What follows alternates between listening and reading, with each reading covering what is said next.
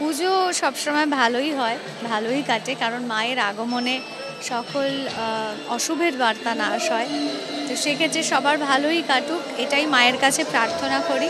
এবং আবার আমাদের প্রতীক্ষা শুরু, আবার মায়ের আগমনীতে বুক বাঁধবো। মা তো সবই জানে, আর কি নতুন করে মনের কথা বলা।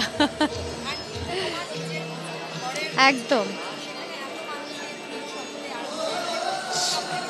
এটা অনেক বড় আনন্দের বিষয় যে এত জায়গা থেকে এত মানুষ আসছেন, নির্দ্বিধায় তারা দর্শন করছেন।